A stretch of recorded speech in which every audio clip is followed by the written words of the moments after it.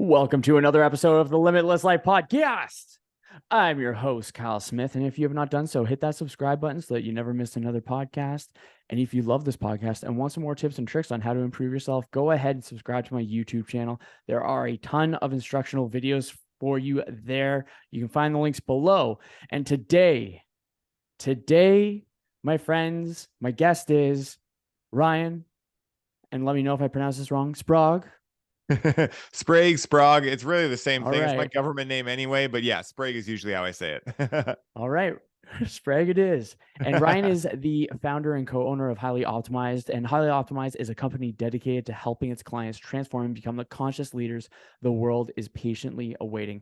He is also the host of the Highly Optimized podcast, the This One Time on Psychedelics podcast, and is the creator of the Connect with Cannabis program and the Grow with Cannabis course. Ryan's mission in life is helping his fellow brothers and sisters become empowered in their experience of being alive through one-on-one men's coaching, plant medicine integration, coaching, and retreat experiences. Ryan, my soul brother, welcome to the show.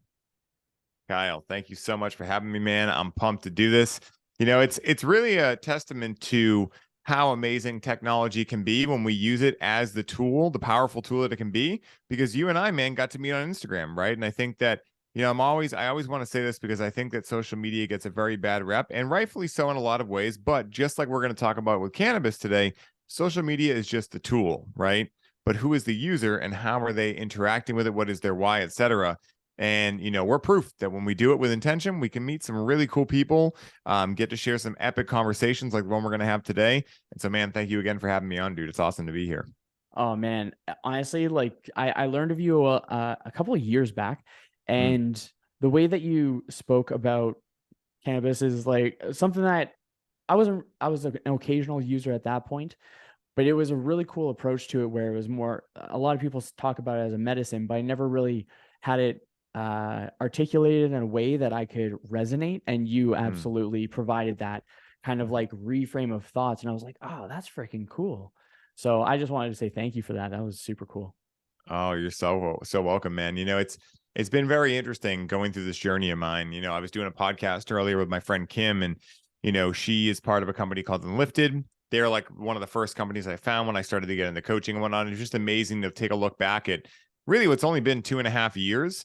That feels like 20 years, you know, and I'm sure you've had those experiences before where it just, for whatever reason, you know, I can definitely go into a lot of hypotheses, if you will, about why all this happened the way it did. But it's been interesting coming out and really choosing to follow my heart and just seeing the wild places it takes you. You know, it's like really like over the last, yeah, I'd say 3.5 years total, I've been living my own surrender experiment, and it's been absolutely wild. I don't know if you ever read that book by Michael Singer called The Surrender Experiment, but in that book, the idea is that this guy just wants to go be a yogi in the woods and just be left alone by society or from society.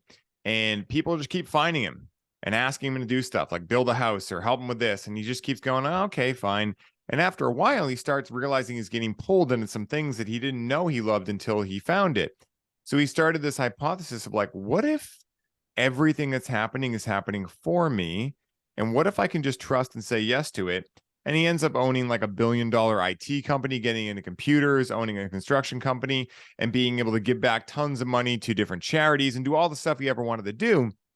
But it didn't come the way in which his logical mind wanted it, you know? And so my journey has really been a journey of allowing my mind to lead me for a very small amount of time when I was younger. And then just starting to follow my heart and really having a lot of stories around how, you know, I wasn't going to be successful. You know, I wasn't a hard worker, all of these things. But what ended up happening was following my heart, even though it was completely against the grain of what society might think was, you know, supportive or beneficial as you're getting older, you know, it led me to right here, right now. And so it's, you know, that's like the ultimate message I speak about, that, you know, all of my work, whether it's, you know, my main work with cannabis, but, you know, any work I do, because, you know, what I talk to everyone about is that the vehicle I use may be cannabis, right? But the mission in which I am looking to fulfill is something that is much deeper than just cannabis, right? Like, you know, cannabis and how I teach cannabis is so we can learn how to take our masks off and remember who and what we truly are as spiritual beings having that human experience, like we were talking about before we hit record, and so, again, that's why I get so charged up about the work I do, because, I get to train people in how to do this stuff too. And, I know how powerful this stuff has been for me. And like Gandhi says, if you want to find yourself, lose yourself in the service of others. And so being able to have this amazing community that we have where we can teach people and we can learn new stuff and just have this amazing community of people that can help us shift our identity, help us, have a very strong mindset and ability to, again, celebrate wins together, receive support when we're having challenges, and just keep it going. I mean, dude, it's so amazing where the heart can lead you, man. I 100% agree with you. And it's actually interesting. I've been really trying to articulate my kind of mental frameworks on how it's like understanding what that pull is. And it's very much so similar to the surrender experiment, where I've just been more mindful of my intake of information. And I've been really intentional on looking for skill sets for my research. So I'm intentionally using social media. So I'm going to definitely piggyback off of what you said earlier about how technology or social media gets a bad rep and stuff, but it is absolutely not. It is not the hammer. It is the person using the hammer. It is not the phone. It is the person using the phone. Definitely. Right. So 100%. Yeah, dude, I fully agree. And, I think that this is the idea of radical ownership. And this is a big part of my story, because there was much of my life where I wasn't taking radical ownership. And so essentially life was happening to me and I was allowing that, although it was unconscious. And, again, like the main theme of my story was choosing to take accountability in my relationship to cannabis. Right. And, for those listening that are wondering why cannabis, I got into cannabis at an age around 16 when I had generalized anxiety disorder, and I found that nothing else helped except cannabis. And then I ended up, like many people, finding that something that was originally really helpful when I had anxiety coming on was also really helpful to maybe prevent anxiety. But the idea with preventing anxiety was like, well, I could easily tell myself at any point in time throughout the day that I was preventing anxiety by interacting with cannabis, right? So, like many people, I never got a user manual for the plant. I never got taught emotional awareness in high school, right? All the things that I would say are actually very useful in a day-to-day environment and day-to-day life. And so what ended up happening was I fell into patterns of overuse and abuse, right? And so, and also I was lying to myself about it. The culture surrounding the cannabis industry, I won't say cannabis as a whole because it's not that, but the cannabis industry is smoke it all day. It can't give you cancer. It's healthier than alcohol. All things that might be accurate, right? But in terms of smoking all day, like I've never met one truly extremely fulfilled person who's happy that smokes weed all day, every day, right? Like there's something that we're coping from when we're connecting with it in that way. And while it's not my place to say what's right or wrong, because that's something that everyone has to come to on their own, I am here to spawn curiosity. I feel like that's my main mission, is to spawn curiosity. I know that my message won't resonate with everyone because a lot of people aren't going to be ready to hear it, just like I wasn't at one point. But for those that are, that hear this call and they go, fuck yeah, I know I would like some support with that. I know that I've been wanting to do that and cut back or change my relationship altogether. I would say the things I want them to know is that, coming from this background myself, working in the industry, being a cultivator, all these things, and helping my father through end of life with RSO, helping many different cancer patients either heal their cancer or through end of life, with cancer, if they had terminal cancer, with cannabis, I had all the things that told me that, I should just smoke all day, every day, and these kind of things. But what I found was that in actually taking breaks in the plant, and the first one being 3 years ago or 3.5 years ago, when I really went through my big awakening point where I took radical ownership, allowing me to do that has allowed my relationship with cannabis and firstly myself to deepen so much that now when I connect with that plant, it's truly to just continue gaining that awareness around myself.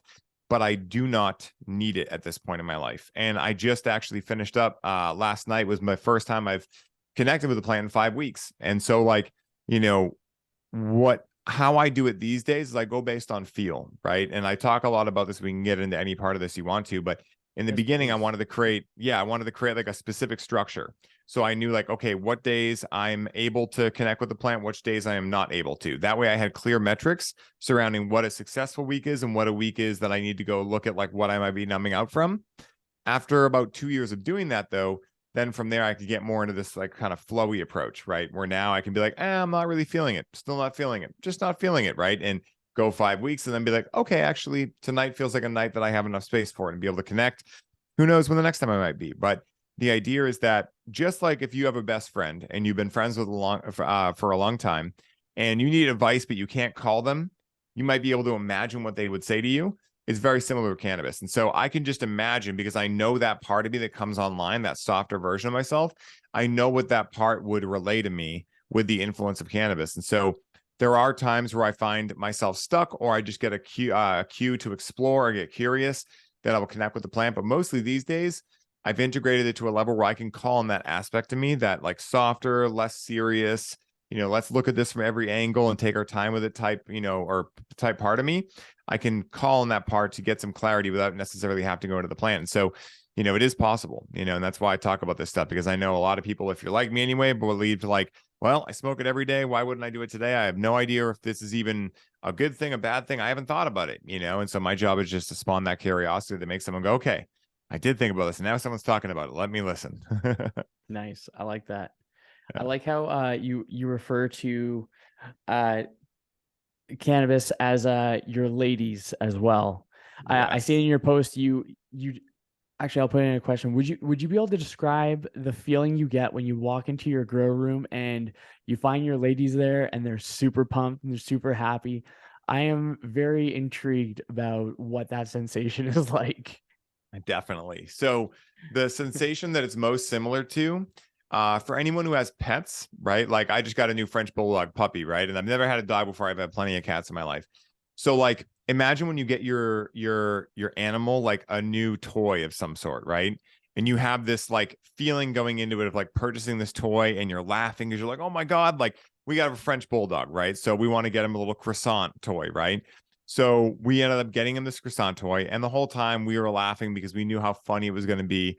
And then he ends up loving it, right? So like that feeling when like you walk in and something that you love, that you take care of, is clearly just having a great time, and you can just smile on that, knowing like I facilitated that, and that like it's this great energetic reciprocity where I understand him and what he wants. In this dog analogy, he knows how to do cute things and make me laugh. So it's like this beautiful reciprocity. That's the closest I could get in practical terms to what most people could understand as to how I feel when I walk in and see my plants. It's like I walk in there and they're just beautiful. They're glowing. I can see that, like, I can see a lot of stuff right at the bat. I'm like, okay, perfect. They're doing good in water, plenty of airflow in here. Okay, let me check my hygrometer, temperature, humidity. Okay. Okay, awesome. Let me look at this. Let me look underneath. I need to get any pruning. On the other hand, I can also walk in and see immediately like, ooh, something feels off in here, And the last time that happened, I had gone away for a little while. I had started 2 new plants. I usually grow 3 or 4 at a time. And I had started 2 new plants and I had sexed them, right? So I had essentially sent out for genetic testing because I knew I was going to be gone during the time that I would actually start to see what sex they were if I didn't do this. So I sent out for testing, got them both back, and it was female, female. I'm like, okay, cool, perfect. So I go on vacation, come back, and I walk in there and I'm like, ooh, something doesn't feel right. And I had my plants all trellised, right? So into a screen so they can grow more laterally. And so I'm just looking at them, right? And I'm like, I don't know why I feel off. And then I look back and I'm like, oh, that's why. One of the females was actually a male, right? So it had ball sacks on it and all these things. And for anyone listening that's like, why does that matter? A male will pollinate your entire garden. And not only that, but when you have a lot of airflow going, it'll get into everything. It'll get into your tent. It'll get into like all the little crevices. And if any of that gets in your flowers, it'll start popping seeds, right? So you'll get seedy crop. Sensimilla, right, aka like seedless cannabis, only comes when you have only females in the room. So if there's a male in there, it can prove, disastrous, right, in terms of final quality. And so I could feel it the second I walked in there. Now, the way it was laid out was I had 2 plants. The plant in question was back here, then another plant. And so I looked in there and I could just see the front 2. And I was like, oh, these look fine. And then I looked up and that's when it caught my eye. Like, oh, no wonder I feel like there's some kind of like anxiety in here because there's that male in here. And the women are like, is he going to pollinate us? So that's like an example of how I can go in there and I can feel these things. And, I think that comes in many different forms depending on what people do, right? Like someone can pick up a guitar and be like, it just doesn't feel right. Something's going on with it, right? There's this intuitive feeling, especially when we're really tapped into something, we've really been doing it long enough to really know what a general day is like that in life. And what I found is that being able to walk in there and see everything working perfectly, it's the idea of giving life. To me, like, I have facilitated building the soil.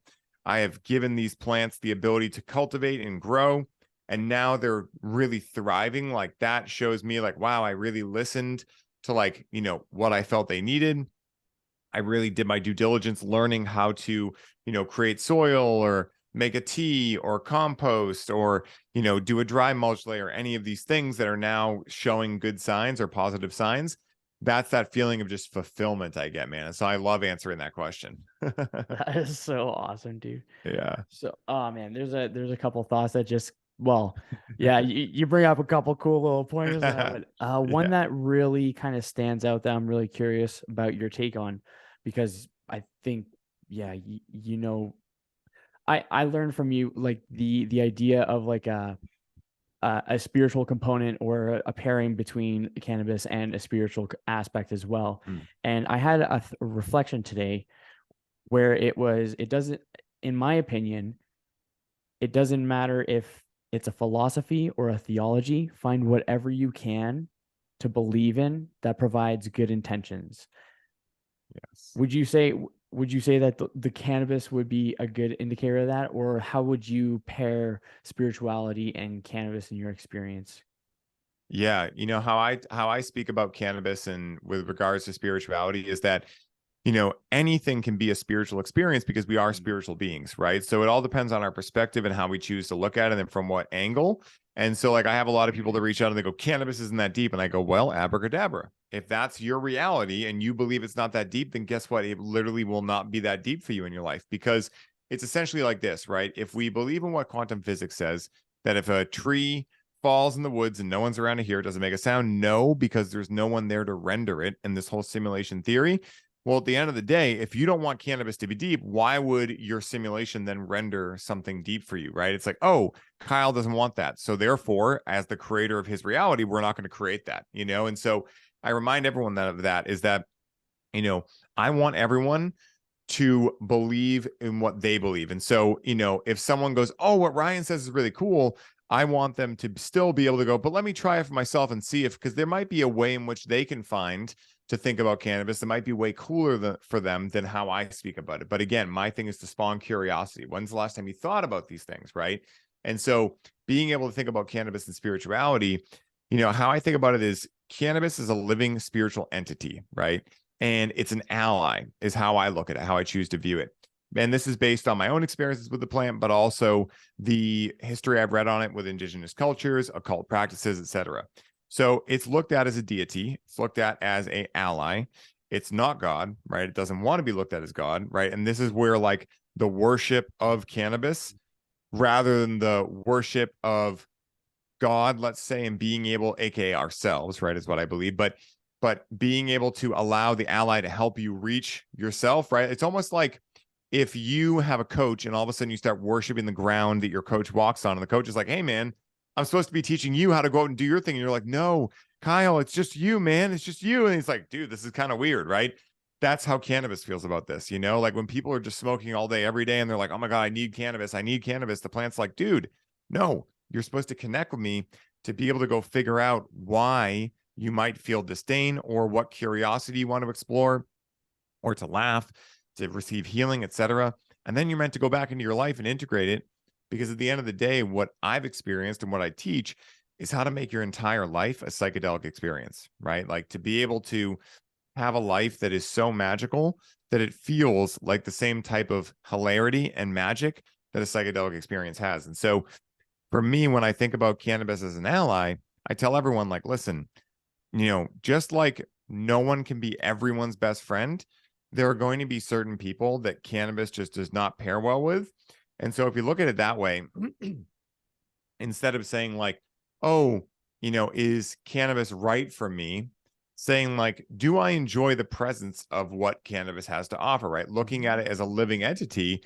And so saying like, The same way that if we hung out, I'm like, oh, let's see if I like Kyle's vibe. Oh, my battery feels charged. Yeah, Kyle's awesome, right? Like we're the right flavor of ice cream for each other. When in reality, right, like there are many people I've met before that are amazing people, but I can just tell like, oh, we're not going to have the deepest relationship. And I'm not their flavor of ice cream. You know, it's like just for whatever reason, there is that mix match. And so for me, for whatever reason in this lifetime, cannabis and I, we're like this. We don't need to connect a lot anymore to be able to have that relationship. I can just call on the energy of the plant when I require it. And at the same time, I feel as though my mission here is really to help people kind of like not only like clear the windshield, if you will, of all the muckiness of what cannabis has been sold to us for or as, but also to be able to allow people to like, you know, hang the phone up for a little while when they get the message, not because it's right, the right thing or the wrong thing, but just because like, guys, if you want that feeling to last forever and you want cannabis to be able to continue teaching you deeper and deeper lessons, well, it requires integration work, right? It requires like, you know, really being intentional with the medicine to figure out like, yeah, how can this medicine help me? And what do I even want from it, right? Do I really expect it to just continue helping me forever if I'm not being intentional with it, if I don't care about it? You know, it's like any friend. And so that's how I think about it when it comes to cannabis and spirituality is it's a relationship, you know, just like any relationship in our lives. And so the same way that whether it's platonic or romantic, we must, you know, stoke the fire of a relationship to keep it going. And the other person must do the same, right? And match our energetic, you know, needs, you know, to be able to do that with cannabis allows us to really deepen our bond with the plant. So that's how I look at it as a source of spiritual influence in my life. I like that. It's more reciprocal because you're Mm. rather than focusing on take, like more, you're Mm. focusing on the reciprocation of I will take care of you. I will learn from you. I will implement in order to give more to you so you can give more to me. So Exactly. it's a very nice little flow. It's yeah, cyclical. It's reciprocal. Yeah. Yeah. And I love that because, you know, like I don't expect anything or anyone to help me if I'm not doing the work alongside it because no one can come fix my life for me. No one's going to come save the day for me. Right. Can I call on people like any coach I've ever worked with? If, you know, like if they gave me an assignment and I showed up the next week and I was like, yeah, so you did the assignment for me, right? They'd be like, are you high? Like, what do you like? What? No, I gave that to you for you to do. But for some reason with cannabis, at least for me, and I know many people I work with too, and have helped with this, we just expect over time, like getting high makes us feel better, some sense of better. And we expect that we deserve to feel better all the time if we're not doing anything else except just smoking a joint to feel it, you know? And, you know, good things usually don't come easy. They can be simple, but they don't usually come easy because they require growth. And that's a big part of the reason I think we're here on planet Earth, right? Is to learn lessons for our soul to continue to evolve into whatever and whoever it's meant to become. And so with cannabis, you know, I find that many people in this lifetime are tasked with, you know, being able to, in my case, learn how the microcosm that is a relationship with cannabis can be an example of any macrocosm in your life, right? Or the entire macrocosm of life. So another way to say this is, you know, how you do anything is how you do everything.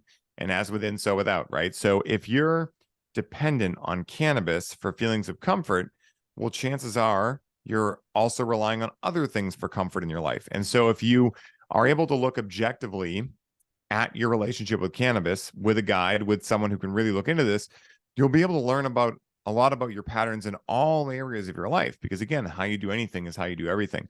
And so that's why I say, like, you know, yes, if you look into psychology and all these things, you know, things like anxiety, depression, et cetera, can be really challenging. But I like to, you know, operate from a control alt delete type perspective and go, okay, we could either look into these 18 different areas. Why is your body in pain? Why is your mental health messed up? Why do you feel lost? You know, why do you feel, you know, depressed? Any of these things. Or we can start looking at like, okay, what patterns are you running? And then why are you running? And if you can get into that kind of stuff, you can now have a really good breadcrumb trail to follow that, you know, it's kind of like Tetris. Like once you look at one of these things, multiple pop at once. And that's why I love things like hypnosis, you know, somatics, story work, which I do with cannabis a lot, like being able to look into one source of information. Like for instance, like looking into the mind as a source of information, aka your thoughts, your stories, etc., or looking into something like the body for information, aka the pain that's going on in your body. If you can focus in on either one of those things, chances are the opposite will also start to remediate, you know? And so again, because they're interlinked, right? Mind and body are linked. And so if you look into your relationship with cannabis and you start realizing like, oh, I'm numbing out because I don't know what I want to do with my life, right?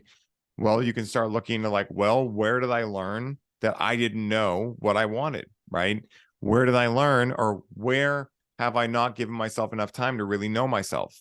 Why am I so busy all the time? Where did I learn that being busy all the time was a good thing, right? Like you can then have a breadcrumb trail to follow.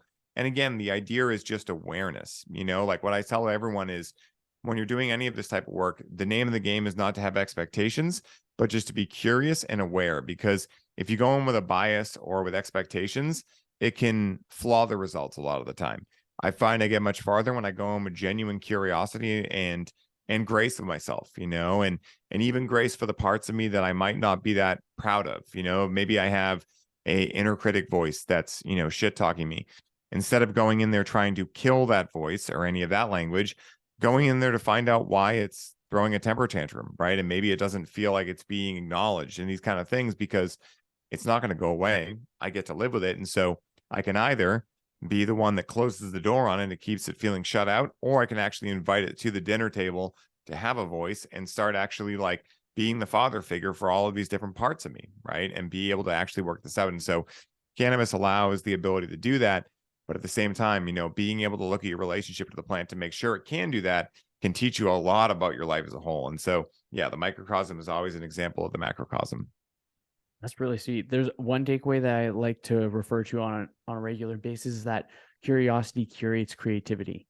And Yes. when we find ourselves in discomfort, that's where creativity prospers. That's where creativity thrives. Yes. And because if we look around, instead of us using pigeons to deliver information, we're on a technology talking real time. Mhm. So discomfort is what curates the curiosity. And I think I love how you talk about bringing curiosity into someone's life. And I think that's a fantastic thing. Would you be able to, like, you mentioned story work, and I've never heard story work before. Would you be able to talk about that? Yeah, absolutely. So, you know, what story work is the idea that we have unconscious stories running in the background of our lives, right? That are taking up bandwidth. It's essentially the same as saying we have a shit ton of tabs open that we are completely unaware are open. We don't even know they exist, right? So, like, you know, when I first heard about this, I'm like, I'm on top of my stories. I know my stories. And then as soon as I did the first session, I was like, okay, maybe I'm not fully aware of my stories, right? But you know, it was like very interesting because once like I've done a lot of different modalities, and story work is actually the first modality I ever learned as a coach. And it's still the most powerful. You know, it's one of the main things I do with cannabis. And it's where a lot of the modalities that I came up with from, you know, what we do in Connect with Cannabis and all of our offers, it's where a lot of it came from, right? The idea that language creates our reality. Abracadabra, with my word I create, right? Aramaic is an ancient language very similar to Sanskrit in the sense that it really understood this, right? It really understood that, you know, what we speak into fruition is very powerful. And so we want to be very intentional with our words, right? And so, you know, a lot of times we have a shit talking voice, right? The inner critic. A lot of times we speak in forms of negations. I can't do that. I couldn't do that. I wouldn't want to, you know, displease this person. You know, oh, I shouldn't do that. You know, I can't, you know, like all these disempowering things called negations, right? A lot of times we have projections as well. Well, if he or she would just, you know, make me feel happier, then my life would be awesome. Or he or she makes me so upset, or these kind of things. And then we have soft talk.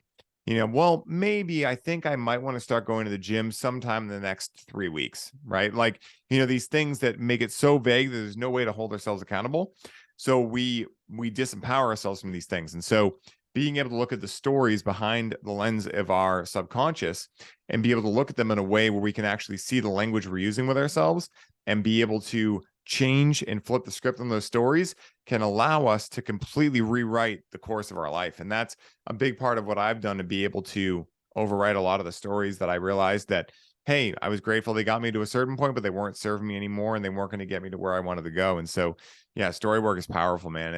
You know, it's a very deep modality. And I find bringing cannabis into the mix of it is fucking fantastic, because a huge part of this story and working it is to be able to see it as just that, a story, right? Something that has been a pattern your entire life, right? Or something that like you just thought was the way you were always going to be. You get it on paper and you see, oh, this is just a story, right? But then as you start reading through it and we start bringing you down regulated, and we start, start infusing breaths in there and things like that, and you start to get space from like the part of you that wrote this story, you start to really be able to see it as just that story. And we start having you do things like do different, voices on top of it, right? So you can hopefully start laughing. Well, you include cannabis into this. And now with cannabis, you're going from beta brainwaves into alpha and theta. You're opening up the doorway to the subconscious completely. You're rescinding the ego and the default mode network. And you're also invoking the inner child as well. Well, now when you read that story back, you write the story out, connect with the plant, start reading it. You're like, that is not even me. That I don't recognize that as me anymore. Like it's immediate, And so I found it to be a powerful way to just completely flip a script on things that might have been running in the background of your life for your entire life, maybe ancestrally as well. It's pretty fascinating. I like that. Man, you're dropping fire knowledge bombs. I'm really digging it. Mm. I'm just like so entrenched with what you're saying. I'm like, this is so good. I'm just, man. well, it's kind of fun because a lot of the things that you're saying, I'm like, okay, I think I kind of, just because I like to learn a lot from a bunch of, I like to engage in curiosity.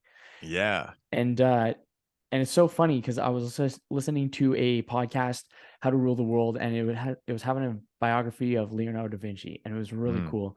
And it was talking about how oftentimes the most creative people look the laziest because they're spending so much time thinking, contemplating, planning, tinkering, organizing, adjusting, envisioning, manifesting, hopefully not manipulation. That's not good. Yes. That's bad vibes. That's probably bad the shadow intention. side of it. Yeah. Yeah. That's like, whoa, Yeah. where the hell did you come from, man? Yeah. Yes. You came out of nowhere. Yeah, I think that's like how you're describing it. I heard it, and I think it's becoming a little bit more kind of well, it's like we're going into a neo-renaissance. I've heard that term being on the Twitter especially, but I really think that the folks that are really interested in their conceptual existence, like how is it that they want to live from a mental aspect rather than a conceptual survival where they're always in survival rather than thrival. I think there's more folks that are trying to think, holy shit, we just need to keep the vessels healthy, and then we can take the minds wherever we want to go. And that's just been kind of like an observation that I've been recognizing the last chunk of time. And I think it really, I recognize it to have started like 5-ish, 6-ish years ago. Now it's like really whoosh. 100%. I mean, I think the pandemic was the greatest thing that ever happened as a collective. I'm not saying people didn't get hurt, yada, yada. I have my own personal beliefs about the pandemic, but all of that aside, I will say that it gave a lot of people the opportunity to have a shit ton of space that they couldn't really get away from, because again, the ego is extremely cunning. I think this is one of the things that most people undermine. And, they think like, oh, this ego, I'm just going to go into a psilocybin journey and kill it, or go to ayahuasca and kill my ego. It's like, dude, this thing is so fucking smart, right? And it's there to help you, and it's there to allow you to experience this illusion of separation. And so, if you are unaware of your ego, you will do things like keep yourself extremely busy with things that are very convincible that they're necessities and priorities in your life, and you will have no space. So what happened in the pandemic is that there was no way to fill in that space. I mean, sure, you could play video games all day, but how long could you really do that? You could watch Netflix, but like, all of the things that a lot of people were so convinced were essential in their life that they couldn't give up. No, I would spend more time with my family, but I have to stay out late at work, right? All of a sudden, all of these things became completely easy to see that they were not actually the way life was. And that really fucked a lot of people up, right? And for me, it was great because it came at just a pivotal point where I had just started Highly Optimized, and I had ideas of what I wanted to do, but I didn't know for sure. And so all of a sudden, poof, all the shows, concerts, festivals I used to go to, all the friends I used to see, the job I used to work at, everything is just gone. And I was like, this is awesome, because I've been going so fast for so long that I was like, actually, this is really nice. And I took that first 6 months anyway to just really be, just by myself with Rachel, my partner, we'd go over her parents' house quite often, and they live in the middle of the woods, and we'd just sit in the backyard and just stare at this, stare at the clouds and just hang out. And, it was like so nice because it gave me space to think. And that's how Connect with Cannabis was born. Like, my buddy Mike said, the year I was the most productive was the year I told myself I'm taking the entire year off. Because as soon as I had space, all the ideas started coming through, and it's such a big thing is that, I think this is what, like, I don't want to go down conspiracy alley here or anything, but I do think that if you look at the powers that be, whatever you want to call that, whether you want to think of them as these overlords or whether you want to just think of them as big business, right? Or whatever it is, they want people that are distracted, that are in a state of fear, and that don't have a lot of space to think about that distraction and that fear, right? Because if they had space to think, they might start realizing, like, wait a minute, why do I want this ridiculous house that so-and-so told me I should want when I could actually just have this house and save money, not have to work as much and be with my kids more? It's like they don't want overall those things happening because it's bad for business, right? People can think what they want, but at the end of the day, that's really what I believe it is, whether it's conspiracy after that or whatever. And so being able to have that space in your life to me is pivotal because, the things that we don't think about often enough, the things that I help my clients a lot with, and the reason people love cannabis so much are all intertwined, right? All of us deep down are like, who the fuck are we? And what the fuck is this? And where are we? And like, but we just came into a world where everyone was like, oh yeah, this is Earth. And we know, and we have these continents and the dinosaurs used to live. We know it. We weren't there, but we know it. Right. And so like it's kind of like, I heard this on a podcast. It's like we all woke up on a ship collectively and everyone was like, whoa, what are we? They're like, we don't know. Well, we seem to be going this direction. It's like, why? It's like, I don't know. We're just going to go in that direction. So none of us really know what's going on. And I don't know if there's the answer because there is no objective reality, but there is subjective answers. And I think it's very important that we all have time to think about, like, who are we? Where are we? Where do we come from? Where are we going? And what is our purpose? Like, what is the reason that we chose to incarnate? What is the reason we chose to incarnate right now? Hey, if my soul, which is inside of me, is not necessarily infinite, but much older than my body, then what stories does it have for me? Like, do I really know myself if I don't know my soul? Because my soul was here thousands of years before I came here and was Ryan, right? So like these kind of things that typically people connect with psychedelics to do, not because psychedelics are the only thing that can do that, but because they force space. They force, like, you have a strong edible of cannabis or you eat 5 grams of mushrooms, you're going to have to go lay down, like you eat a little bit of mushrooms, you might be able to walk around, but still most people are not like, I'm going to eat a gram of mushrooms and go do work in the office all day. Like that's not what you want to do. So you normally take it on a day where you might have some extra space and you want to go wander around in the woods or listen to some music or, insert relaxing activity here. And so, yeah, it's very interesting. I'm glad you brought out the space thing. It's something that I've learned the hard way in my life is that, it is so easy to fill myself with being busy all the time for things that, yeah, might actually be things that I need to get done. But if I'm filling it all and burning tomorrow's energy and not allowing myself to relax, well, do I have any space to actually continue creating and really finding fulfillment? No, so yeah, it's interesting. That's cool, man. Mm. I like that you mentioned radical ownership as well. So good. Yeah. I'm taking notes right now and I'm like, oh, Yeah. my hand's cramping a little bit. I'm just not prepared for it. I'm just cool. Thank you for sharing that. Oh, you're welcome. So I've heard time and time again that you grow the best. Like it's actually something that I've heard on podcasts and YouTube videos. I'm like, oh, it's Ryan again. And then the caption is grows the best weed. Like it's just like, I'm like, it's objective truth in my mind now because I've seen it so often. So how is someone born with a green thumb like that? Or how is it that you come up with what you do? Is it magic? Yeah, it would be magic in the sense that, guys, I have never had a green thumb. I had never grown anything in my life. Like, yeah, sure, my parents grew some stuff and I maybe watered like a plant a couple of times, but I always grew up thinking like, I don't want to grow stuff. I'm not really into that. And then when I was 18, I had some bag seeds and my parents' house was on wetlands. And so I thought like, oh, well, this is like pretty private because it wasn't, exactly legal at this point. And so I threw a couple seeds down and one popped up and I was like, oh my God. And I watched it grow. And I mean, God, this is so long ago. This is way over 10 years ago now, but it was like, it grew up straight. It luckily was a female because I didn't know if it would be female or male. And I ended up getting like, an ounce off of it or something like that. And I just remember like at that point falling in love and going, oh my God, I can do it, and then from there I started, of course I went down the rabbit hole that most people get into, especially back in the day, like, oh, it's complicated. I got to get, this chemical salt nutrient system and these bloom boosters and use a pH meter and a ppm and make sure that I'm treating my water and have an ozone, or not, sorry, not ozone, or an ozone reverse osmosis system. That's what I was going to say. Reverse osmosis system and all these things. And then what I discovered over time was that actually, if you try to imitate nature to the closest degree, it's so much easier and the quality is unbelievably better. And so then I started getting into organic regenerative agriculture when I went to cannabis school. I went to this institute alongside when I was going to school for psychology that taught cannabis pharmacological, information, historical information, medical information, and cultivation information. And so going there, I started to become much more aware of like, no, you want to work with the earth. And this is right around when I was 20. So, or maybe 21. Yeah, maybe 21.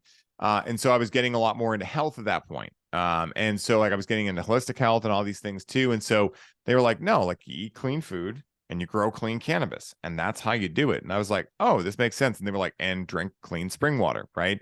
And so this is way before I had found Paul Chek. Of course, when I found him, it, went to a whole nother level. But, like being able to get into this type of stuff and realize like not only is this amazing, it's way better for the environment.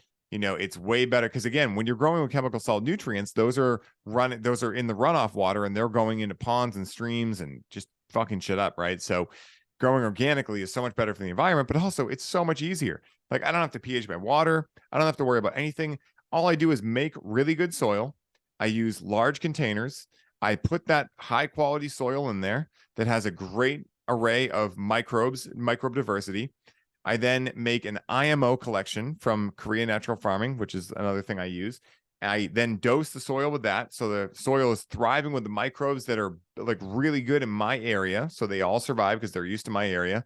I then put a mulch layer down. I, water with clean water. I have, what else? Biogeometry in there. Biogeometry enhances the entire harmony of the space. We know with feng shui, for instance, right? The idea of feng shui is if you walk into a room and it's all chaotic, it makes you feel chaotic, right? Well, imagine biogeometry is to that, like that's just really the physical realm. This goes to the emotional, mental, and spiritual realms as well. And so it's extremely powerful.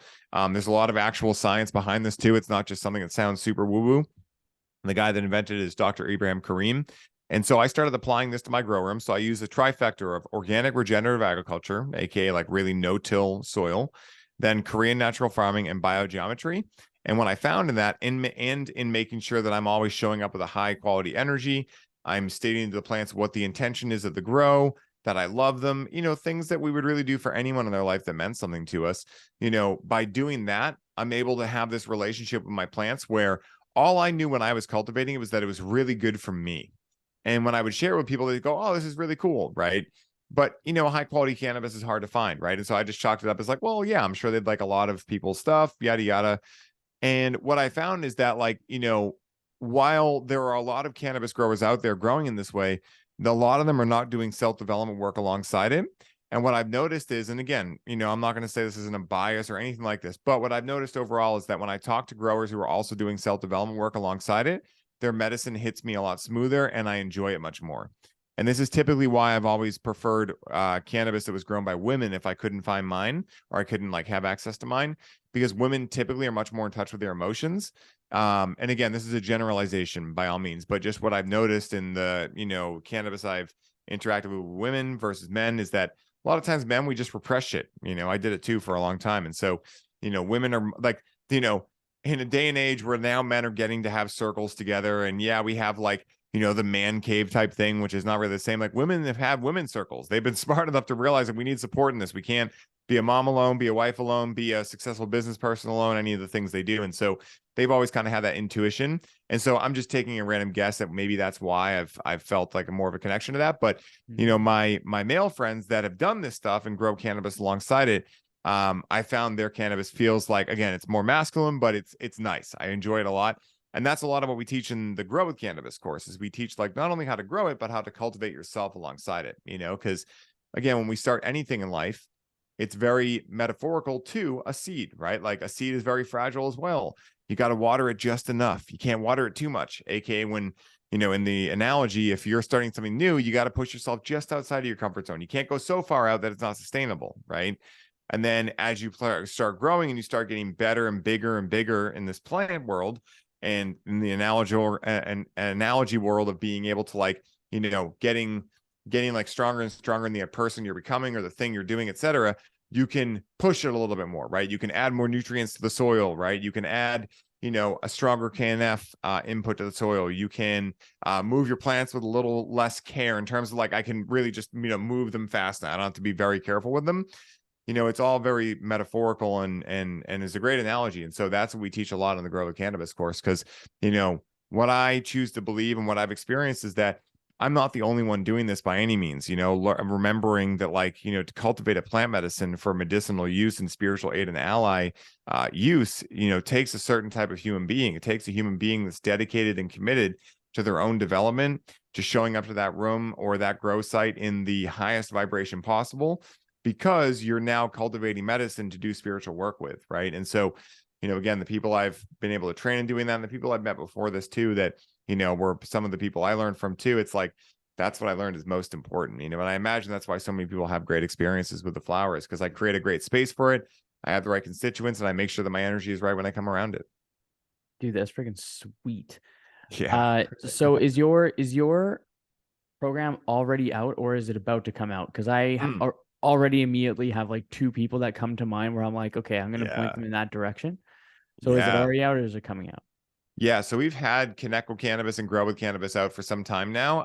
But what we're doing right now is what we realized is Connect with Cannabis is the program that's going to be designed to help you master your relationship to the plant, unlock the psychedelic abilities of the plant, and really connect to it as a spiritual aid and ally. And what we found is that, people really wanted a couple of different things, and they wanted the community aspect alongside it because, like I was saying before, although it is 100% cannabis focused, it's really not cannabis focused at all at the same time, right? So yes, we're learning all about cannabis. We're learning how to connect with it. We're learning the science, the spirituality of it.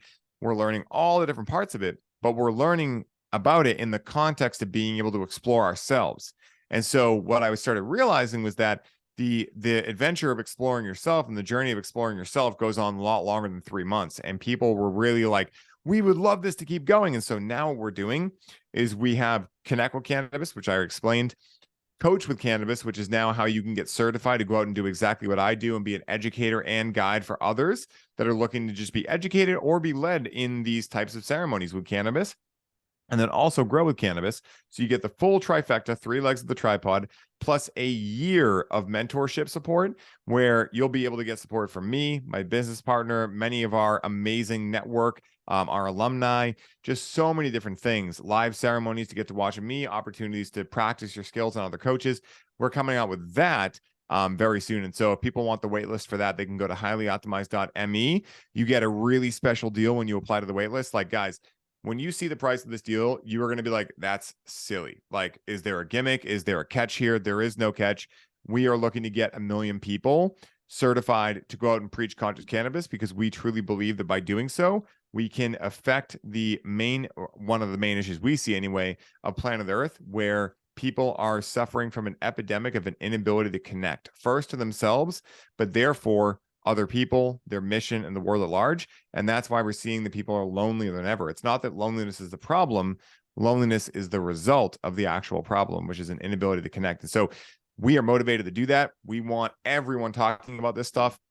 And, again, like at the end of the day, this is not the only way to alleviate the inability to connect, right? But it is the way that I found really works for me. And it's the way that I teach. And so, I recommend everyone, whether or not you're a cannabis user and you're listening to this and you're like, I want to do this, or whether you're not like, hey, this is just cool. Take this idea of like, hey, how can I help myself first, but then other people connect more to life? Because by doing so, we get to remember who and what we truly are, why we're here, and we get to actually create real meaning out of life. And so by signing up for the waitlist, you get the pricing that you're never going to see again after this beta round launches. You're going to get a free 30-minute call with me where we can onboard you and really just make sure that you have a roadmap to success. And you're also going to get our new A Conscious Cannabis Guide that just got updated. They added a bunch of stuff to it. This is going to be a 21-page document that's going to give you a ton to work with before the course actually starts on the week of June 12th. And so, yeah, guys, it's going to be super fun. And yeah, that's what we got going on right now. That's pretty sweet. Out of curiosity, are you able, so after going through a cannabis certification as a cannabis coach, is it mostly supposed to be done in person, or is it also, could someone coach, is Online? it geographically? Yeah. Oh, dude, that's the way we like again, a lot of people do in-person stuff, but most people do online stuff just because of the nature of the world today. And we have a lot of people that join from countries that it's not legal in, right? Like Australia, the UK, specifically those two. And so I tell them, like, guys, keep yourself safe, like train online. And a big part of what we do is we train people on a couple of different things, right? Like you can lead ceremonies for people. That's one thing.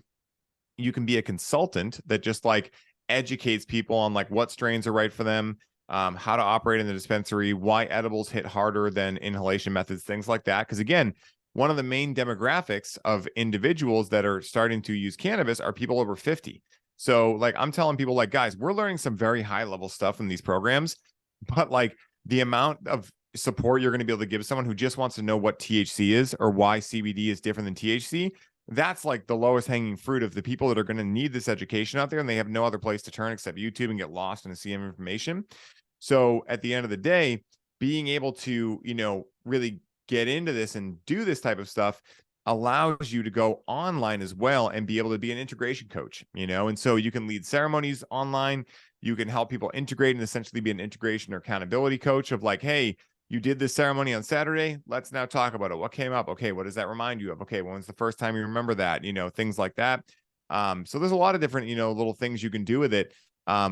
Growing, one of the reasons we gave the grow course out is because, when you can teach someone how to grow cannabis, they are now aware of how to fish, right? In an analogy way, right? Like metaphorically. So like the idea is with the grow program, we want as many people out there teaching people how to cultivate their own plants as possible. It's very lucrative. This is what I used to do when I worked at the dispensary. People would come in. Oh my God, cannabis is so expensive. I'm like, oh, you should grow your own. It's now legal to do so. Oh, if only I could figure out how. Oh, I could teach you. Boom. Like it's very simple when you teach people like, hey, do you hate waiting in long lines? Do you hate not being able to find the right cannabis? Do you hate how much money you spend? Cool. What if you could solve all of that? And in doing so, you could learn how to grow your own food. You could make sure you have high quality food for your friends and family. You could then start these little neighborhood, garden type things where someone grows tomatoes, someone grows peppers, someone grows cannabis. You all trade it up. Like I think there's never been a better time. Well, maybe not never, but there's never been a better time in recent history to want to learn how to cultivate your own food because there's glyphosate, there's rodenticides, there's pesticides, fungicides, herbicides. Like the conventional farming has killed most of the topsoils, at least here in America. Like there are things that are showing me that I don't want to rely on anyone else for high quality food when I can cultivate it myself and create harmony with the earth around me. And so that's what we're teaching in the grow course as well. And so all these things are designed to help people set up to be sovereign if they want to, and sovereign is a word that's thrown around a lot, but the idea is be able to create income streams and fulfillment that are in alignment with the style of life you want to live. So you can create more space in your life, right? So you can feel true fulfillment in being of service to others and helping them learn how to do this stuff for themselves. Like part of what we're really big on is we don't want our people to need us. We want us to be the beacon that can teach people things and then they can go teach them other things and we can continue learning how to teach them more things, And so, yeah, it's super fun, but you can definitely do it online, in person, etc. I do both very regularly. Beautiful. I like the reference of what we depend on makes the rules, and there's no better person to depend on than ourselves. Yes, 100%, man. I love that. Because if we put that external expectation that anything outside of us is supposed to take care of us, then we're going to live a very difficult, challenging life. Definitely, dude. That is the recipe for disempowerment, right? That is the recipe for, oh, I would do this, but, instead of like, I'm doing this right? Like, it's, again, I've lived my life both ways and everyone is going to need to come to their own decision. But discernment wise in my own life, I know that I will never live my life any other way than the way I live it now, which is an empowering way of like, okay, it's not always easy, it can always be simple, right? Like it's never hard to understand how things are happening for me, but my ego doesn't want to accept it. I go through these things too.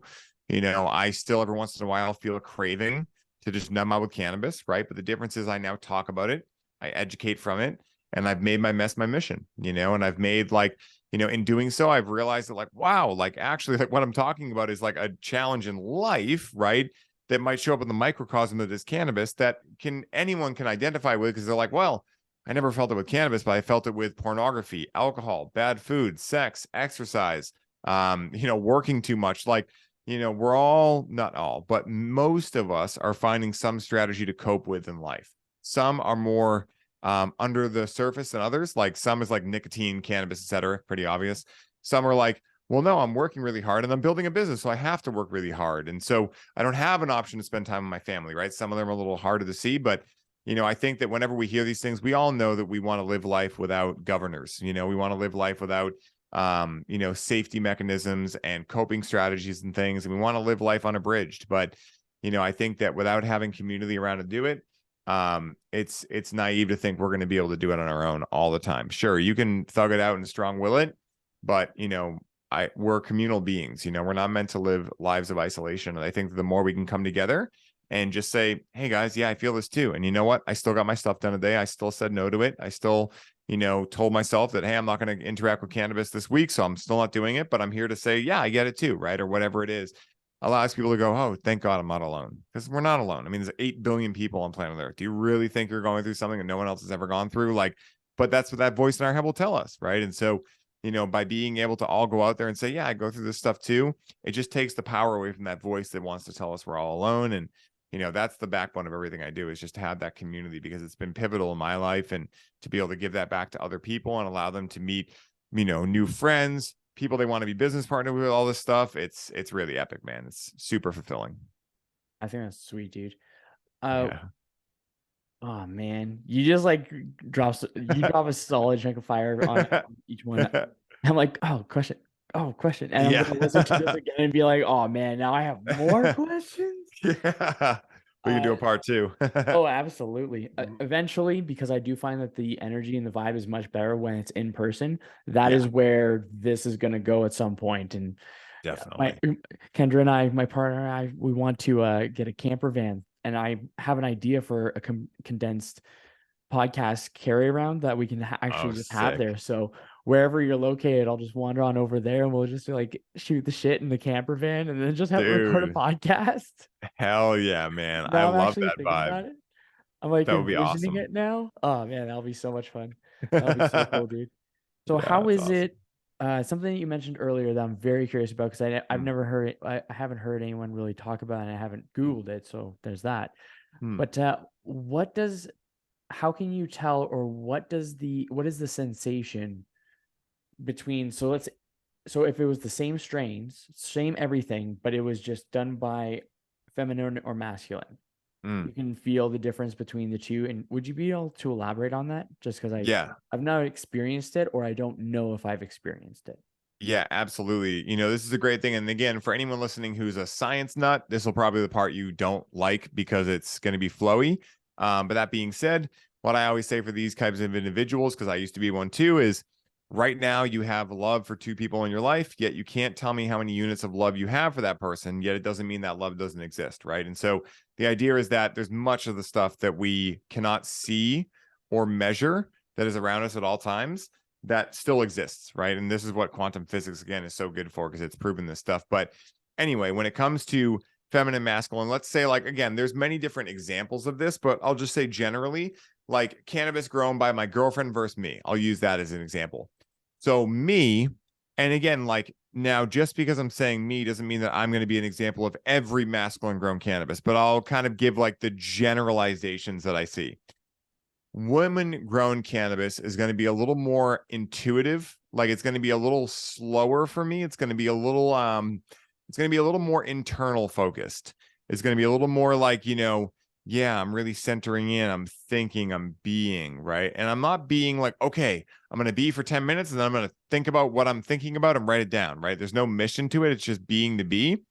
Whereas masculine, there's a little more movement to it. There's a little more like, I want to have a goal. Now, a goal is separate from an intention. Intention is like, I always create an intention. I want to be with this medicine.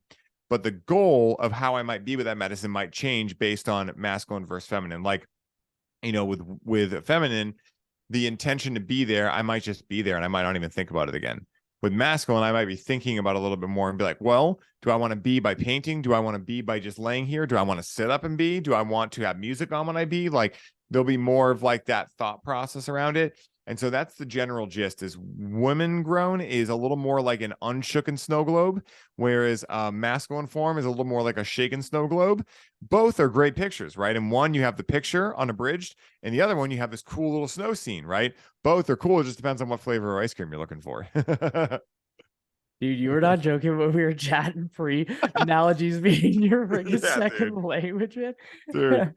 Oh They literally come gosh. from nowhere. I'm like, I don't know where. Like some of them, like the snow globe one, I came up with that one, and it came to me rather, and I was like, that's cool. I've used that a couple of times, but sometimes they literally come to me in the moment, and I'm just like, where do these come from? Like, it's so cool because I've met other people with this same gift, and I've been so jealous of other people with other gifts. I think that's common. It's like we're like, oh, I wish I could do that, but then a lot of times we don't even notice our own gifts. But I'm meeting other people to do the analogy thing. I'm like, it's so fucking cool. And that's why, like, I'm like, man, like, it was really an opportunity to just be so grateful to be me and to have that gift because although I don't have many other gifts that I think are cool as hell, I've been realizing over the last couple of years specifically, like, nah, man, the gifts I have are really cool. And I'm so grateful that everyone else gets to have their gifts and I get to appreciate them. But I'm really happy with my gifts too. And it's just been so cool, man. I think something that's neat was that, did I say it earlier? But confidence is the transfer of knowledge, in Yes. my opinion. Yes. And something I think is really interesting is when we realize what the gifts are, or the people that transfer knowledge the best are the people that had to teach it to themselves first in order to be able to express it. And Mm, it's interesting because I think going into that curiosity, testing out different ways of the people that you look up to is a way to go. And my kind of go-to thing, because I started pondering it after you mentioned it about analogies, and my go-to thing for helping me remember things, because that's why I think you have analogies, it's to help you mm, remember the yeah. context behind the information that you want to do. And stories are very, very powerful in order to open up our minds to, it's like, oh, I totally get that. And Mm. mine's alliterations. Like I just usually go with alliterations, and yeah, there's a lot of P's in some of my sentences.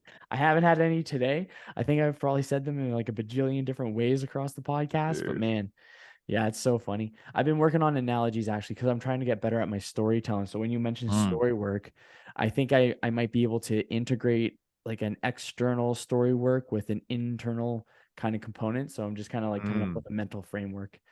Yeah. Yeah. Yeah, it's Dude, pretty neat. it's funny that you mentioned like, storytelling because that's another skill that I never thought I had. I never knew I had. And when I got into all these, coaching circles, specifically just in Lifted, they're like the master storytellers. They're doing story work, they're doing all of these things. And all of them were like, dude, you're a really good storyteller. And I was like, really? I never thought of myself as that. And then once I had been validated in that way, and then I started to be like, I'm curious. Let me take on that perspective and see if I find evidence for it. Then I looked back throughout my entire life of like times in which people had said, like, oh, I like being around you. And it was always when I was telling a story. And I was like, wow. But I had this belief for whatever reason that, like, oh, I wasn't a good storyteller.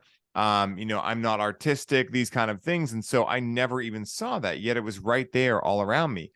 But at the same time, I choose to believe that I saw it at the exact moment that was right for me to see it, because I think everything happens at the exact right time. That's how I choose to look at it anyway, and so, yeah, it's been fascinating, man. It's just, again, like, I think the coolest part about being alive is just continuing to be curious. Like, that thing about how if you ask why 5 times, you're going to get to like a very deep level. It's like, what if you ask it 20 times? Like, like if you have enough space to really ask yourself, like, who am I, Ryan? Why? Because I got named that by my parents. Why? I don't know. Maybe they felt an influence. Why? Like, if you get deep enough, like, again, there's no way to know. It's not about knowing a logical answer. It's about just being curious, because I think that, even though I'm not a religious person, very spiritual, I'm not religious. I know a good line when I hear it. And the Bible states, if you want to enter the kingdom of heaven, you must first enter the mind of a child. What is the mind of a child? Ultimate curiosity, right? Like, not based on knowing, but based on curiosity, right? Just to be curious, not curious to know things, but just curious, And so it's very interesting how when you look at kids, they seem very close to what I would say is God, right? Or source, or, the all, whatever you want to call it. And then the Bible states that, I mean, many different, things. And, it's just interesting to me how you can find those things out, by asking yourself why and getting curious. Very interesting. I think it's cool. A buddy of mine, Yeah. he refers, I call it the source. I think the source is the simplest way, because for things to exist, they had to have been created, and whatever creates is a source. And Yes. I think in my kind of journey of what I call the pursuit of the truest truth, it is just that's been a common denominator, is that in across all philosophies or theologies or ideas, the common denominator is that, or the non-negotiable is that at some point something happened in which we are now here at this point in time. Yes. So I call it the source because it is the source of, which I think is cool. But my buddy Brian, he calls it the soup, the soup of consciousness.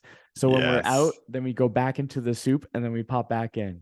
Dude, I Yeah. love that, man. It is. It's like a cosmic soup, and yeah, it's, I think that for me, I got myself so stuck into so long, like needing to know things. And I think school prides us on what we know. We cram and regurgitate so we can get good grades in these tests of, stuff that we probably forget after that, because experience is going to be the ultimate teacher.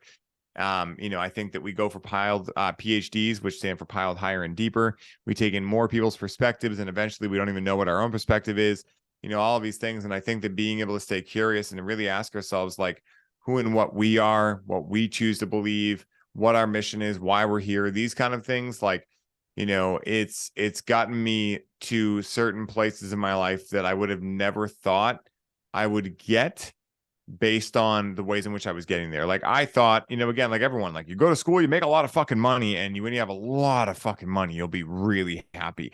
Just focus on money, right? Or just focus on prestige. Go get a master's degree, have doctor in front of your name. Marry someone that your parents think is right for you.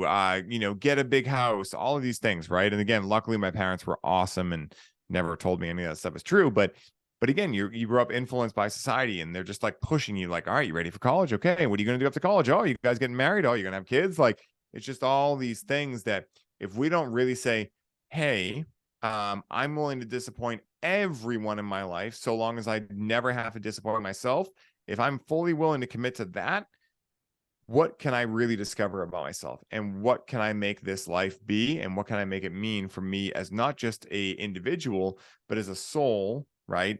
That's inside of a body, having a human experience as spirit incarnated in physical form. It's like that to me is what psychedelics, cannabis, etc., have opened up for me, and what I have been able to integrate into my life in a way where now my life truly is a psychedelic experience. Like, going on Aubrey Marcus, like, that is crazy. Like, that still feels wild to me, and yet it happened, and so I get to live in this crazy reality that, I was telling the story earlier, like, it wasn't always like this for me. My entire life, I had stories, like I was mentioning earlier, that I didn't have good work ethic, all these kind of things. And so for a long time, I spent my life completely disempowered. And I turned it all around and got very clear on what I wanted, had support. And I'm here to say dreams can come true no matter what they are, how far-fetched they are. I used to watch Aubrey Marcus in my bedroom of my one-bedroom apartment and just dream about just meeting him one day. And 4 years later, here I am being personal friends with him, right? And being in a state that is so empowered that I can't even explain it. And it's not cannabis that did that for me, right? And neither would the plant want that to be the thing. Cannabis was a vehicle, the main vehicle, that allowed me to see what needed to be done, and then also allowed me to get positive feedback when I was held accountable, and allowed me to realize, like, I am my best cheerleader. Like, I'm going to be the one that saves the day for me. So cannabis allowed me to see my blind spots so that I didn't have to go through the ego and default mode network craziness. And then from there, I was able to support myself and go get that stuff, and then find certain teachers along the way of what I needed to know. But that's how it works, And again, it can be simple, It doesn't always mean it's easy. I mean, it took a lot to get here, but at the same time, like, it was all in alignment. It was all stuff that I could see as a part of my why. And when you know your why, you can bear almost anyhow, And so, again, like, I spent a lot of my life feeling forceful, like I was forcing things. And now to feel ease even in the times where I'm ridiculously busy and like ridiculously like getting a lot of stuff done, it just feels amazing, man. So I got to pinch myself most days to make sure I'm not dreaming. That's sweet. Something Yeah. I want to add to what you said there about you said when you know your why, then the how is easy. Is that what? Yeah, you Is can that bear correct? anyhow. Yep. I want to also add, and you were talking about dreams as well, and I just Mm. wanted to. I like the idea of. I've just heard it before where Mm. it's okay for the dreams of others to die in order to live our own dreams. Yes, exactly. That's what I love about that disappointment thing. When I heard that quote, your job is to disappoint everyone so long as you don't disappoint yourself. And the idea is like you disappoint anyone to not have to disappoint yourself. Like it's not like you disappoint everyone to make yourself happy. That'd be weird, you know? But the idea is that, if someone is saying, "Hey, Kyle, dude, we're going out drinking, man. Do you want to grab some beers?" You can say, "Hey, man, I'll come with you, but I'm not gonna drink. I don't drink anymore, right?" And even if that, like, there might be that voice, it's like, oh, what if they feel like, you're judging them or whatever? Like, you're like, I don't fucking care because I'm not going to say yes to that because that would disappoint me, And so, like, it's the same thing as like if people ask me on a day I'm not using cannabis, so you want to smoke a joint? I'm like, man, I'll hang out with you, but I'm good today, and I'm not worried about it because if they're truly my friends, which they all are, that's why I hang with them, they'll be like, dude, hell yeah, man, that's awesome. Cool. Let's go throw a frisbee, So, at the end of the day, I think living in that way, at least for me, discernment wise, has been the way that has definitely led to much more happiness for sure. That's good. I like that Oh, yeah. inner peace part as well, where there's still imposed peace within the chaos. Yes. Eye of the storm. Yeah, you are the eye of the storm. Actually, Yes. an analogy that I like to go with. Yes, finally I got one in there. Yes. Yeah. Let's go. But is the idea of focusing on or intentionally being the thermostat rather than the thermometer. A thermometer takes on the temperature, it reacts to the temperature of our external world, while the thermometer, when we behave as a thermometer, we regulate the temperature to how we feel comfortable. So it's Yes. good to be a thermostat and self-regulate and think, maybe it is time that I want some, maybe I don't. And for any kind of practice as well. So it's good having those intentions. Like, yeah, you just don't have to do it just because everyone else is doing it. I suppose is really what it comes down to. Dude, 100%. Like, the analogy that came to me there was you want to be the eye of the storm rather than the high in the storm, because like the idea is that like, eye of the storm is being able to feel all the stuff around you and being able to be the thermostat, right? Like I'm going to keep my temperature. I know that it's hot outside, but I'm able to keep myself cool or whatever it is, vice versa, cold outside, hot inside, whatever. But the high in the storm, right? Or the high of the storm is the high of a storm, right? Which is like anxiety, paranoia, etc., aka the thermometer. Like I'm getting hit with heat and now I'm reacting, right? Rather than being able to be the eye of the storm that is able to go, okay, I'm feeling this on the outside, right, or the inside, but I'm able to keep myself calm, cool, and collected, and able to maintain composure. I love that, dude. That's fucking awesome. That's cool. Something Yeah, I think dude. is interesting is as you're kind of explaining the process of being intentional, not being dependent, just understanding when you do and do not want to partake in the plant medicine. It's interesting because it could be also viewed at, or I think in an analogy kind of trajectory where you're experiencing life and it's like a house is underwater or sinking and the windows are open, right? It's Yeah. just like rushing in and it's just absolute chaos.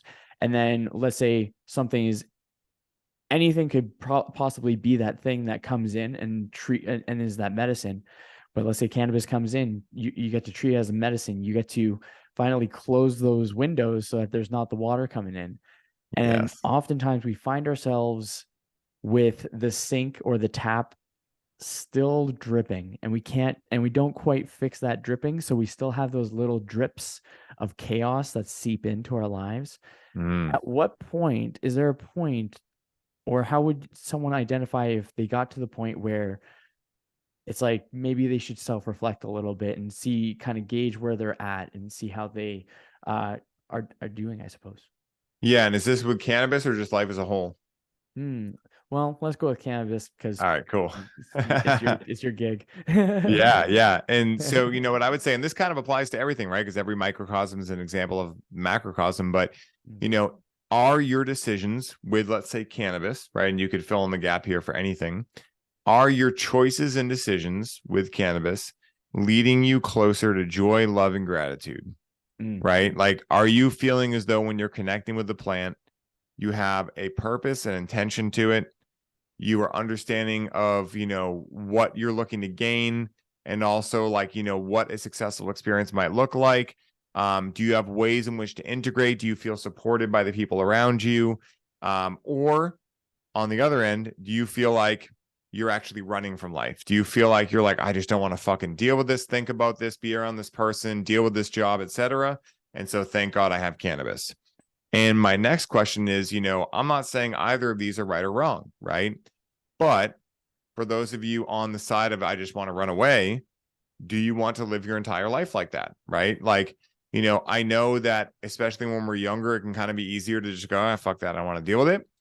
But again, at the end of the day, no one is going to come save the day for us. And so what I always ask people is, is this something that you want to keep living into? If so, okay, great. Like, I'm not here to tell you it's right or wrong. I'm not here to tell you that you are wrong. I'm not here to say that, you need any of this, right? But all I'm here for is to spark curiosity and to allow people to actually think, yeah, fuck, why does this resonate with me? Am I going to choose to look into it, or am I just going to keep ignoring it? And at the end of the day, it took me a long time of ignoring it before I finally looked at it. And so again, there's no judgment. I totally get it. But at the same time, if you're ready, like, this is a sign that you could use some support in your life, right? Because again, if you're not getting anywhere in your own way, it's a clear sign you could use some support in that. And so that's what I would say is, a way to let you know if there's chaos coming into your life. Like, are you looking to run from your life? Whether it be from cannabis or with cannabis, pornography, sex, I mean, literally anything. Are you looking to run from your life? Yeah. That's awesome, dude. Well, man, I definitely don't want to take, I'm not even sure.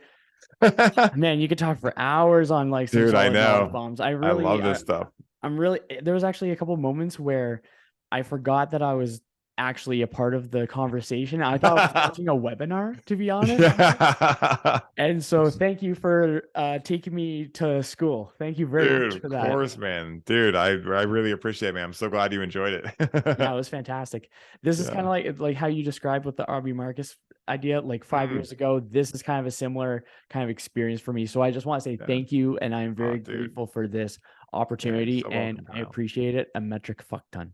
Yeah, dude, I love to use a metric fuck ton. Me too. It's good to measure fuck tons of metrics, Yeah, absolutely. It's 100% accurate. Yes. all the studies that I personally cite say so. But, yeah. I like to theoretically speaking. Yeah, exactly. Yeah. So I like to end this a podcast with two questions, and I believe them to be pretty deeper questions. I get asked, I think about it often, so I like to ask others what their thoughts are on it. So the first one, my friend, is setting the scene. You are on your deathbed. Is the end of your days. You never know. Maybe Snoop Dogg's there hanging out with you, and you have one piece of advice that you can pass on to others. What is that piece of advice? Follow your heart, and you will always end up in the exact right people, places, and things that you're meant to end up in. That is the ultimate piece of advice. Like, it is, out of everything I've learned, like, that is the thing that I always come back to. It's just follow your heart. I tell everyone that I hop on sales calls with, I tell everyone that I meet that asks me, or is choosing to take the programs or anything, I go, listen, what does your heart say?